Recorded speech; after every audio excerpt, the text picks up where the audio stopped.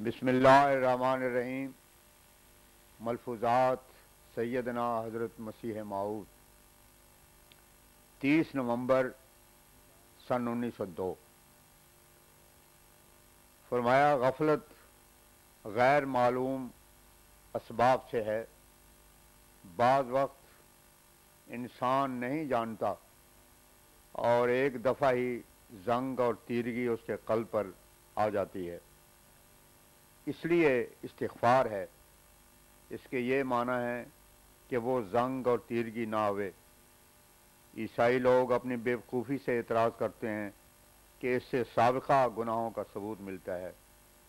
اصل معنی اس کے یہ ہیں کہ گناہ صادر ہی نہ ہوں، ورنہ اگر استغفار سابقہ صادر شدہ گناہوں کی بخشش کے معنی رکھتا ہے تو وہ بتلائیں کہ آئندہ گناہوں کے نہ صادر ہونے کے معنوں میں کون سا لفظ ہے۔ غفر اور کفر کے ایک ہی معنی ہیں۔ تمام انبیاء اس کے محتاج تھے۔ جتنا کوئی استغفار کرتا ہے اتنا ہی معصوم ہوتا ہے۔ اصل معنی یہ ہیں کہ خدا نے اسے بچایا۔ معصوم کے معنی مستغفر کے ہیں۔ عیسویت کی ترقی پہ فرمایا جو ترقی انہوں نے کرنی تھی وہ کر چکے، پورے طور پر انسان کو خدا بنا لیا۔ اگر انسان خدا بن سکتا ہے تو پگٹ سے کیوں ناراض ہیں؟ بہت خدا مل جائیں گے تو طاقت زیادہ ہوگی۔ ایک خادم نے حضور کی خدمت میں عرض کی کہ ایک تقریب پر اس کے ہاں خوشی ہے اور کچھ کھانے کا انتظام کیا گیا ہے۔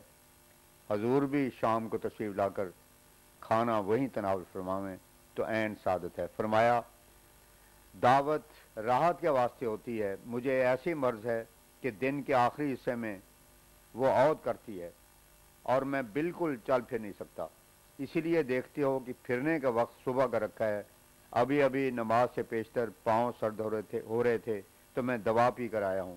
خیال آتا ہے کہ گھڑی گھڑی کیا کہوں کہ سرد ہو رہا ہوں، اس لیے افتاں خیزاں آ جاتا ہوں، اس لیے شام کو میں جا نہیں سکتا، ورنہ دعوت کا رد کرنا تو اچھی بات نہیں ہے، مگر جب بیمار ہو تو انسان مجبور ہے۔ نماز مغرب سے چند منٹ پیشتر ماہ رمضان کا چاند دیکھا گیا۔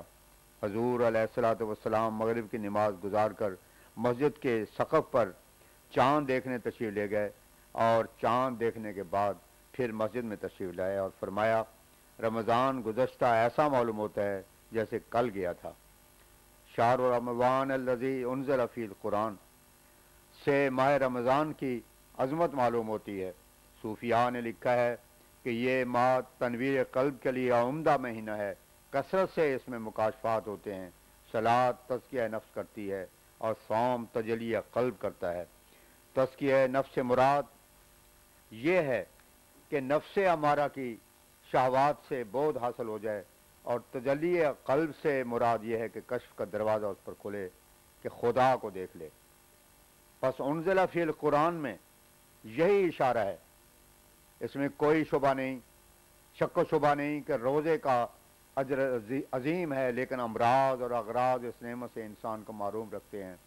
مجھے یاد ہے کہ جوانی کے ایام میں میں نے ایک دفعہ خواب میں دیکھا کہ روزہ رکھنا سنت اہل بیت ہے۔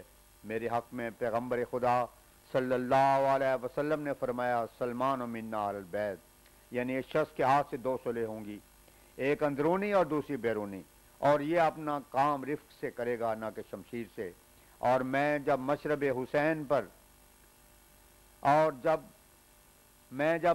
حسین پر نہیں ہوں کہ جس نے جنگ کی، بلکہ مشرب حسن پر ہوں کہ جس نے جنگ نہ کی، تو میں نے سمجھا کہ روزے کی طرف اشارہ ہے۔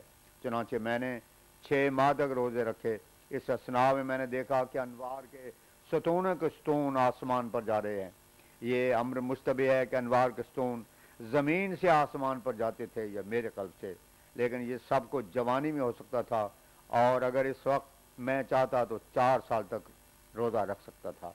نشاط و جوانی تاب 6 سال، چہل آمد فرور عزت پروبال۔ اب جب سے 40 سال گزر گئے دیکھتا ہوں کہ وہ بات نہیں، ورنہ اول میں بٹالے تک کئی بار پیدل چلا جاتا تھا اور پیدل آتا اور کوئی کسل اور زور مجھے نہ ہوتا، اور اب تو اگر 5-6 میل بھی جاؤں تو تکلیف ہوتی ہے۔ 40 سال کے بعد حرارت غریزی کم ہونی شروع ہو جاتی ہے، خون کم پیدا ہوتا ہے اور انسان کے اوپر کئی صدمات رنج و غم کے گزرتے ہیں۔ اب کئی دفعہ دیکھا گیا ہے کہ اگر بھوک کے علاج میں زیادہ دیر ہو جائے تو طبیعت بے قرار ہو جاتی ہے۔ خدا تعالیٰ کے احکام دو قسموں میں تقسیم ہیں، ایک عبادات مالی، دوسرے عبادات بدنی۔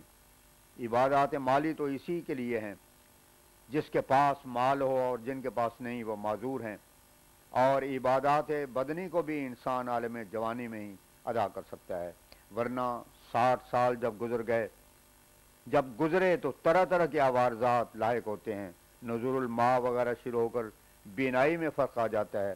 کسی نے یہ ٹھیک کہا ہے کہ پیری و صدیب، اور جو کچھ انسان جوانی میں کر لیتا ہے اس کی برکت بڑھاپے میں بھی ہوتی ہے، اور جس نے جوانی میں کچھ نہیں کیا اسے بڑھاپے میں بھی صدہا رنج برداشت کرنے پڑتے ہیں۔ منہ سفید از اجل عارت پیام۔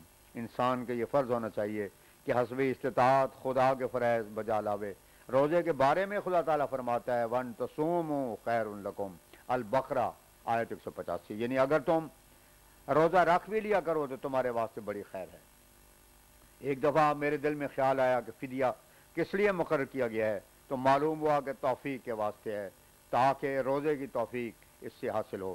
خدا تعالیٰ ہی کی ذات ہے جو توفیق عطا کرتی ہے، اور ہر شے خدا تعالیٰ ہی سے طلب کرنی چاہیے۔ خدا تعالیٰ تو قادر مطلق ہے، وہ اگر چاہے تو ایک مدقوق کو بھی روزے کی طاقت عطا کر سکتا ہے، تو فدیہ سے یہی مقصود ہے کہ وہ طاقت حاصل ہو جائے، اور یہ خدا تعالیٰ کے فضل سے ہوتا ہے۔ پس میرے نزدیک خوب ہے کہ انسان دعا کرے کہ الہی یہ تیرا ایک مبارک مہینہ ہے اور میں اسے محروم رہا جاتا ہوں، اور کیا معلوم کہ آئندہ سال زندہ رہوں یا نہ، یا ان فوت شدہ روزوں کو ادا کر سکوں یا نہ، اور اس سے توفیق طلب کرے، تو مجھے یقین ہے کہ ایسے دل کو خدا تعالیٰ طاقت بخش دے گا۔ فرمایا اگر خدا تعالیٰ چاہتا تو دوسری امتوں کی طرح اس امت میں کوئی قید نہ رکھتا، مگر اس نے قیدیں بھلائی کے واسطے رکھی ہیں۔ میرے نزدیک اصل یہی ہے کہ جب انسان صدق اور کمال اخلاص سے باری تعالیٰ میں عرض کرتا ہے کہ اس مہینے میں مجھے محروم نہ رکھ، تو خدا تعالیٰ اسے محروم نہیں رکھتا۔ اور ایسی حالت میں اگر انسان ماہ رمضان میں بیمار ہو جائے تو یہ بیماری اس کے حق میں رحمت ہوتی ہے، کیونکہ ہر ایک عمل کا مدار نیت پر ہے۔ مومن کو چاہیے کہ وہ اپنے وجود سے اپنے آپ کو خدا تعالیٰ کی راہ میں دلاور ثابت کر دے۔ جو شخص کے روزے سے محروم رہتا ہے مگر اس کے دل میں یہ نیت درد دل سے تھی کہ کاش میں تندرست ہوتا اور روزہ رکھتا، اور اس کا دل اس بات کے لیے گریاں ہے، تو فرشتے اس کے لیے روزہ رکھیں گے، روزے رکھیں گے، بشرطے کہ وہ بانا جو نہ ہو، تو خدا تعالیٰ اسے ہرگز ثواب سے محروم نہ رکھے گا۔ یہ ایک باریک امر ہے کہ اگر کسی شخص پر اپنے نفس کے کسل کی وجہ سے روزہ گراں ہے، اور وہ اپنے خیال میں گمان کرتا ہے کہ میں بیمار ہوں اور میری صحت ایسی ہے کہ اگر ایک وقت نہ کھاؤں تو فلاں عوارض لاحق ہوں گے، اور یہ ہوگا اور وہ ہوگا، تو ایسا شخص خدا تعالیٰ کی نعمت کو خود اپنے اوپر گراں گمان کرتا ہے، کب اس ثواب کا مستحق ہوگا؟ ہاں، وہ شخص جس کا دل اس بات سے خوش ہے کہ رمضان آ گیا اور میں اس کا منتظر تھا کہ آوے اور روزہ رکھوں، اور پھر وہ بوجہ بیماری کے روزہ نہیں رکھ سکا، تو وہ آسمان پر روزے سے محروم نہیں ہے۔ اس دنیا میں بہت لوگ بہانہ جو ہیں، اور وہ خیال کرتے ہیں کہ ہم جس طرح اہل دنیا کو دھوکہ دے لیتے ہیں ویسے ہی خدا کو فریب دیتے ہیں۔ بہانہ جو اپنے وجود سے عام مسئلہ تلاش کرتے ہیں اور تکلفات شامل کر کے ان مسائل کو صحیح گردانتے ہیں، لیکن خدا تعالیٰ کے نزدیک وہ صحیح نہیں ہے۔ تکلفات کا باب بہت وسیع ہے، اگر انسان چاہے تو اس تکلف کی روح سے ساری عمر بیٹھ کر نماز پڑھتا رہے اور رمضان کے روزے بالکل نہ رکھے، مگر خدا اس کے نیت اور ارادے کو جانتا ہے جو صدق اور اخلاص رکھتا ہے۔ خدا تعالیٰ جانتا ہے کہ اس کے دل میں درد ہے، اور خدا تعالیٰ اسے ثواب سے زیادہ بھی دیتا ہے، کیونکہ درد دل ایک قابل قدر شے ہے۔ ہیلا جو انسان تعویلوں پر تکیہ کرتے ہیں، لیکن خدا تعالیٰ کے نزدیک یہ تکیہ کوئی شے نہیں۔ جب میں نے 6 ماہ روزے رکھے تھے تو ایک دفعہ ایک طائف انبیاء کا مجھے کشف میں ملا، اور انہوں نے کہا کہ تو نے کیا اپنے نفس کو اس قدر مشقت میں ڈالا ہے، اس سے باہر نکل۔ اسی طرح جب انسان اپنے آپ کو خدا کے واسطے مشقت میں ڈالتا ہے تو وہ خود ماں باپ کی طرح رحم کر کے اسے کہتا ہے کہ تو کیوں مشقت میں پڑا ہوا ہے۔ یہ لوگ ہیں کہ تکلف سے اپنے آپ کو مشقت سے معروم رکھتے ہیں، اس لیے خدا ان کو دوسری مشقتوں میں ڈالتا ہے اور نکالتا نہیں، اور دوسرے جو خود مشقت میں پڑتے ہیں ان کو وہ آپ نکالتا ہے۔ انسان کو واجب ہے کہ اپنے نفس پر آپ شفقت نہ کرے، بلکہ ایسا بنے کہ خدا تعالیٰ اس کے نفس پر شفقت کرے، کیونکہ انسان کی شفقت اس کے نفس پر اس کے واسطے جہنم ہے، اور خدا تعالیٰ کی شفقت جنت ہے۔ ابراہیم علیہ السلام کے قصے پر غور کرو کہ جو آگ میں گرنا چاہتے ہیں تو ان کو خدا تعالیٰ آگ سے بچاتا ہے، اور جو خود آگ سے بچنا چاہتے ہیں وہ آگ میں ڈالے جاتے ہیں۔ یہ سلم ہے اور یہ اسلام ہے کہ جو کچھ خدا تعالیٰ کی راہ میں پیش آئے اس سے انکار نہ کرے۔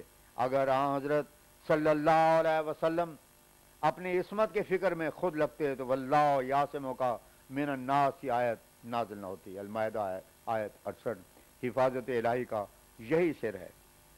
2 دسمبر 1902 عصر کے وقت جب حضور علیہ السلام کی خدمت میں یہ بات پیش کی گئی کہ ثناءاللہ لکھتا ہے کہ میری موت کی پیشگوئی کرو، تو حضور نے فرمایا یہ ہیلہ ہے، ورنہ وہ جانتا ہے کہ ہم حکومت سے معاہدہ کر چکے ہیں کہ موت کی پیشگوئی نہ کریں گے، اس لیے دیدہ دانستہ لکھتا ہے، ورنہ ہم نے جو لکھ دیا ہے وہ خود حسب شرائط شائع کر دے کہ جو کاذب ہے وہ پیشتر مر جائے۔ اسے اس طرح لکھنے سے کیوں خوف آتا ہے؟ اس طرح نہ لکھنا اور ہمیں لکھنا کہ پیشگوئی کریں یہ صرف ہیلہ جوئی ہے۔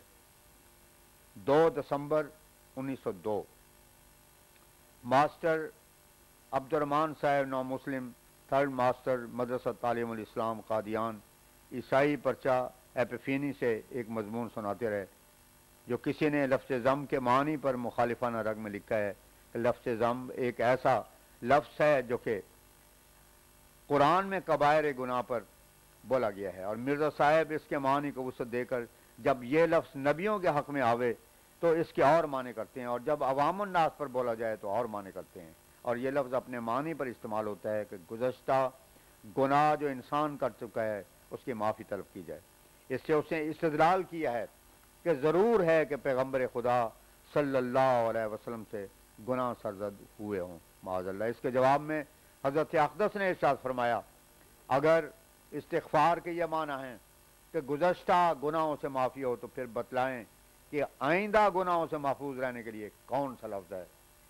گناہ سے حفاظت یعنی عصمت تو انسان کو استغفار سے ملتی ہے کہ انسان خدا تعالیٰ سے چاہے کہ انقوا کا ظہور اور بروز نہ ہو جو معاصی کی طرف کھینچتے ہیں، کیونکہ جیسے انسان کو اس بات کی ضرورت ہے کہ گزشتہ گناہ اس کے بخشے جائیں، اسی طرح اس بات کی ضرورت بھی ہے کہ آئندہ اس کے قوا سے گناہ کا ظہور و بروز نہ ہو۔ یہ مسئلہ بھی قابل دعا ہے، ورنہ یہ کیا بات ہے کہ جب گناہ میں مبتلا ہو تو اس وقت تو دعا کرے اور آئندہ گناہوں سے محفوظ رہنے کی دعا نہ کرے۔